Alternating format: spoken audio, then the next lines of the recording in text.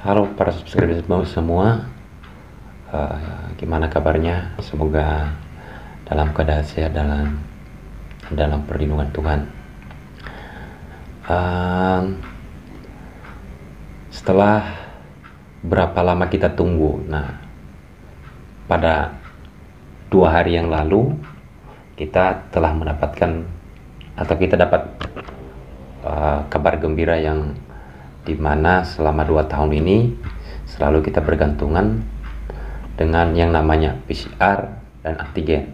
Nah, sekarang kita sudah dapat kabar gembira semua para subscriber. Nah, seperti apa kabar gembiranya?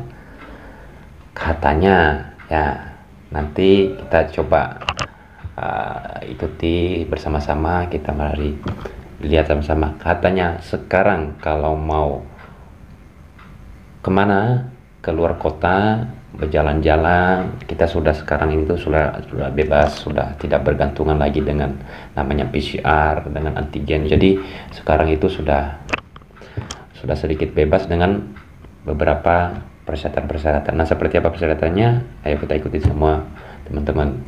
Jadi di sini pada konten video ini saya sedikit membahas terkait PCR dan antigen. Nah, jadi sejak tahun 2020 ya, kira-kira tahun 2020 kurang lebih, terhitung sampai hari ini itu udah 2 tahun selalu kita itu bergantungan, selalu berpedoman. Kalau kita contohnya kita keluar kota, kita pulang ke kampung kita mau kemana-mana, mau ke mall, mau ke rumah mau jalan-jalan ke taman, mau jalan-jalan ke tempat wisata, kita selalu harus dapat menunjukkan yang namanya PCR, harus dapat menunjukkan namanya antigen. Nah, 2 hari yang lalu tanggal 8 Maret 2022 telah dikeluarkan surat edaran nomor 11 tahun 2022 tentang ketentuan perjalanan orang dalam negeri pada masa pandemi coronavirus disease 19. Jadi seperti apa surat edarannya? Oke, seperti apa surat edarannya? Semoga dengan adanya surat edaran ini kita semua tidak khawatir kemana-mana lagi, yang selalu harus kita tes atau swab antigen, yang kemudian kita sudah swab antigen udah PCR, kita nggak tahu juga apa hasilnya. Mereka malah takut ini takut positif, ya kan? Nah, jadi kurang lebih dari Satuan Tugas Penanganan COVID-19 telah mengeluarkan surat edaran pada 8 Maret itu, isinya kurang lebih, jadi saya tidak membaca lebih secara keseluruhan, inti-intinya aja ya saya bacakan kepada para penonton semua atau kepada para subscriber. Jadi kurang lebih semuanya yang melihat atau menonton video ini, kurang lebih isi dari surat edaran tersebut adalah seperti ini ya. Maksud surat edaran ini untuk menerapkan protokol kesehatan terhadap pelaku perjalanan dalam negeri. Nah, tujuan surat edaran ini adalah untuk melakukan pencegahan terjadinya peningkatan penularan coronavirus disease 2019 atau COVID-19. Itu yang C-nya itu yang berikutnya itu ruang lingkup. Nah, ruang lingkup surat edaran ini adalah protokol kesehatan terhadap pelaku perjalanan dalam negeri yang menggunakan seluruh moda transportasi di seluruh wilayah Indonesia. Nah, ini seluruh moda transportasi, baik udara, baik darat ataupun laut. Jadi surat edaran ini berlaku. Nah, kalau kita lihat ini, dasar-dasar hukum dalam surat edaran tersebut adalah tentang Undang-Undang Nomor 4 Tahun 1980 tentang wabah penyakit menular. Ya, saya tidak bacakan ini lagi lah ya.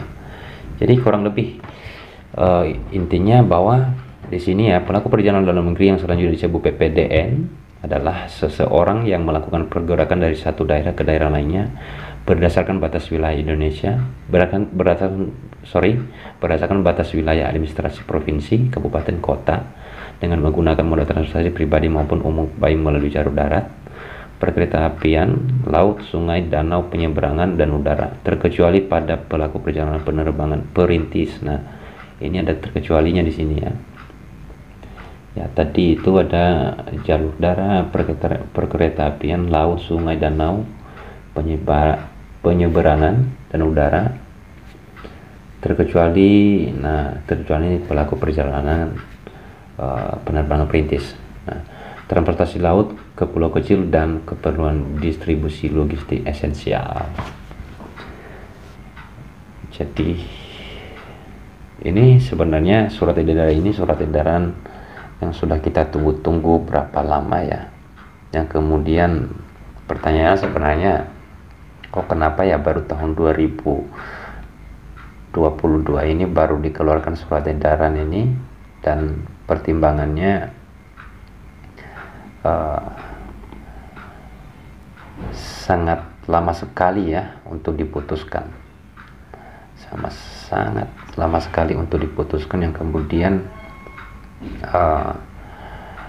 sangat melelahkan kita. Malah kalau kemana-mana kita harus bergantungan, harus ada melakukan swab, melakukan harus mendapatkan surat yang menyatakan kita negatif COVID-19. Nah, gitu semua para penonton. Nah, di sini saya langsung bacakan aja sebenarnya syarat-syarat yang ada, yang tidak mengharuskan pemakaian, tidak harus mewajibkan menunjukkan PCR sama hasil antigen itu, syaratnya apa. Nah, di sini saya baca di surat edaran ini nomor 11 tahun 2022 ini. Ini ada di poin F ini, protokol nomor 3. Di nomor 3 itu bagian C mengatakan PPDN dengan moda transportasi udara, laut, darat menggunakan kendaraan pribadi atau umum. Nah, juga dengan menggunakan kendaraan pribadi dan umum ya. Penyeberangan dan kereta api antar kota dari dan ke daerah di seluruh Indonesia berlaku ketentuan sebagai berikut. Nah, ini yang harus diingat semuanya ya. Yang harus diingat semuanya syarat ini ya. Pertama, PPDN yang telah mendapatkan vaksinasi dosis kedua atau vaksinasi dosis ketiga atau booster tidak diwajibkan menunjukkan hasil negatif tes RT, PCR atau rapid test antigen. Nah, jadi gitu. Jadi yang sudah mendapatkan vaksinasi dosis kedua atau sudah vaksin kedua ataupun sudah vaksin ketiga atau vaksin ketiga itu booster, udah vaksin booster, jadi tidak harus menunjukkan lagi hasil negatif tes RT PCR atau rapid antigen. Jadi kalau masih di sini kalau masih vaksinnya masih dosis 1 atau baru vaksin pertama, nah itu masih wajib ini wajib menunjukkan, ini masih wajib menunjukkan tes PCR atau rapid tes antigen. Poin kedua, PPDN yang telah mendapatkan vaksinasi dosis pertama wajib menunjukkan. Nah, di sini PPDN yang telah mendapatkan vaksinasi dosis pertama wajib menunjukkan hasil negatif tes RT PCR yang sampelnya diambil dalam kurun waktu 3 kali 24 jam atau rapid test antigen yang sampelnya diambil dalam kurun waktu 1 kali 24 jam sebelum keberangkatan sebagai persyaratan perjalanan. Jadi enggak semua nih ya, karena hanya untuk orang yang sudah mengikuti vaksin kedua dan ketiga yang tidak diwajibkan. Tetapi kalau masih vaksin pertama ini masih harus menunjukkan ya, harus menunjukkan ya. Dan poin 3, PPDN dengan kondisi kesehatan khusus atau penyakit komorbid yang menyebabkan pelaku perjalanan tidak dapat menerima vaksinasi wajib menunjukkan hasil negatif tes RT-PCR yang sampelnya diambil dalam kurun waktu maksimal 3 kali 24 jam atau rapid test antigen yang sampelnya diambil dalam kurun waktu maksimal 1 kali 24 jam sebelum keberangkatan sebagai persyaratan perjalanan, dan persyaratan wajib melampirkan surat keterangan dokter dari rumah sakit pemerintah yang menyatakan bahwa yang bersangkutan belum dan atau tidak dapat mengikuti vaksinasi COVID-19. Nah, jadi kalau ada yang kondisi kesehatannya khusus, yang artinya memiliki penyakit yang kemudian tidak bisa divaksin, itu ini masih diwajibkan harus tes PCR ya. Jadi yang sampelnya itu diambil 3 kali 24 jam. Itu kalau PCR. PCR itu kalau RT-PCR. Kalau atau rapid tes antigen itu diambil 1 kali 24 jam. Artinya kalau kita berangkat besok hari ini harus sudah ngambil rapid tes antigennya. Jadi kalau PCR, kalau diwajibkan PCR artinya ya kalau kita berangkat contohnya di hari ketiga, berarti kita harus hitung bahwa hari ini kita harus ngambil tes PCR-nya, kemudian di hari ketiga kedepannya baru kita bisa berangkat. Jadi gitu ya. Nah, itu juga diwajibkan dari surat keterangan dokter dari rumah sakit pemerintah yang menyatakan yang bersangkutan belum dan atau tidak dapat mengikuti vaksinasi COVID-19. Nah, memang orang-orang yang tidak bisa mengikuti atau tidak dapat divaksin itu harus ada surat dokter ya dari rumah sakit yang menyatakan bahwa orang ini belum mengikuti vaksinasi, belum mengikuti vaksin karena ada penyakit. Nah, penyakitnya apa? Keterangan itu harus kita dapat dari dokter ya, dari dokter rumah sakit yang kemudian memberikan atau menjelaskan penyakitnya apa yang mengakibatkan tidak dapat mengikuti vaksin. Gitu ya, teman-teman ya. Oke, berikutnya ya. PPDN dengan usia di bawah 6 tahun dapat melakukan perjalanan dengan pendamping perjalanan dan menerapkan protokol kesehatan secara ketat. Nah, kalau ada anak ini masih anak ya, anak-anak yang usianya di bawah 6 tahun diperbolehkan mengikuti perjalanan dengan didampingin. Ya iyalah, ini udah pasti sih. Kalau anak masih 6 tahun masih harus ada yang mendampingin lah. Gak mungkin anak kecil bisa jalan sendiri kemana-mana kan. Nah, berikutnya ini khusus perjalanan rutin dengan moda transportasi darat menggunakan kendaraan pribadi atau umum dan kereta api dalam satu wilayah atau kawasan aglomerasi perkotaan dikecualikan dari persyaratan perjalanan sebagaimana diatur dalam huruf C. Nah, enggak terlalu penting banget. Saya lihat sih surat edaran ini intinya sih sebenarnya tadi cuma yang saya baca tadi atau yang saya jelaskan tadi, intinya cuma itu sih. Yang paling pentingnya itu ya cuman 3 hal atau 4 hal tadi ya. Nah, ini mungkin saya bacakan. Surat edaran ini berlaku efektif mulai tanggal 8 Maret 2022 sampai waktu yang ditentukan kemudian, dan akan dievaluasi lebih lanjut sesuai dengan perkembangan terakhir di lapangan ataupun hasil evaluasi dari kementerian atau lembaga. Jadi surat edaran ini udah berlaku dari tanggal 8 Maret 2022 sampai nantinya kemudian ada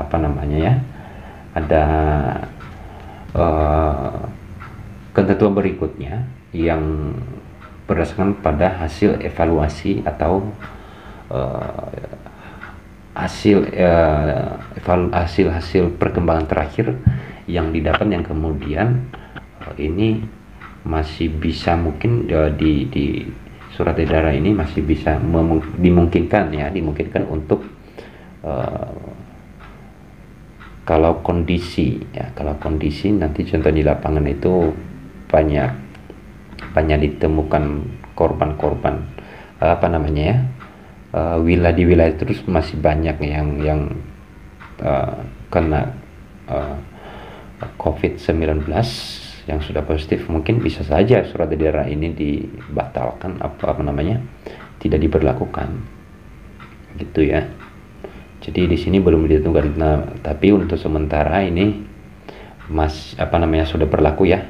Jadi ini merupakan kabar gembira ini ya buat kita semua.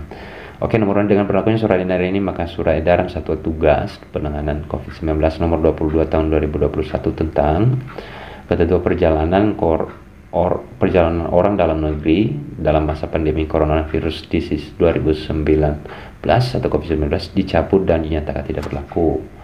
Nah, jadi surat edaran yang nomor 22 tahun 2021 ya, yang pernah dikeluarkan dulu juga oleh yang tentang ketentuan perjalanan itu sudah dicabut dengan adanya surat edaran nomor 11 tahun 2021 ini, maka surat edaran sebelumnya itu sudah tidak berlaku lagi.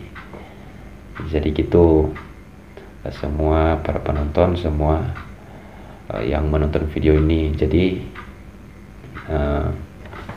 sekarang kita sudah bebas, kalau kemana-mana tidak harus tes tes PCR, harus kita harus dapat rapid test antigen yang hasilnya negatif ya, belum terpapar corona gitu. Jadi sekarang dengan sudah semuanya, contohnya Anda sudah divaksin kedua kemudian atau sudah divaksin booster, dengan menunjukkan sertifikatnya udah bisa melakukan perjalanan, tidak lagi tidak diwajibkan lagi harus menunjukkan hasil PCR gitu ya. Tapi bagi yang belum vaksin atau yang masih belum vaksin satu itu masih diwajibkan ya. Jadi kepada semuanya yang masih belum vaksin kedua atau belum vaksin ketiga untuk segera di vaksin kedua, karena dapat mengganggu, contohnya ada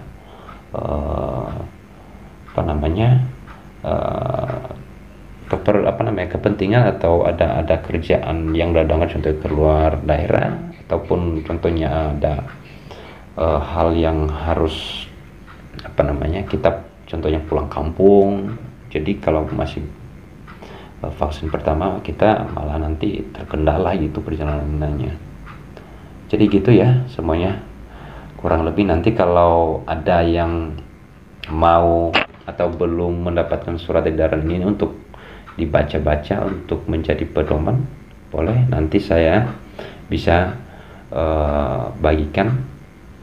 Jadi silakan bagi yang mau, nanti bisa juga sih sebenarnya dicari di Google ya, di searching di Google surat edaran nomor 11 tahun 2022 tentang ketentuan perjalanan orang dalam negeri pada masa pandemi COVID-19. Ataupun kalau yang ada yang butuh nanti atau mau saya langsung kirim, nggak apa-apa, nanti kasih komentar di kolom komentar video ini. Jadi itu semuanya para subscriber dan para penonton semua, terima kasih. Kurang lebih pada konten video ini semoga bermanfaat buat semuanya. Semoga sehat-sehat selalu dan sukses selalu. Terima kasih.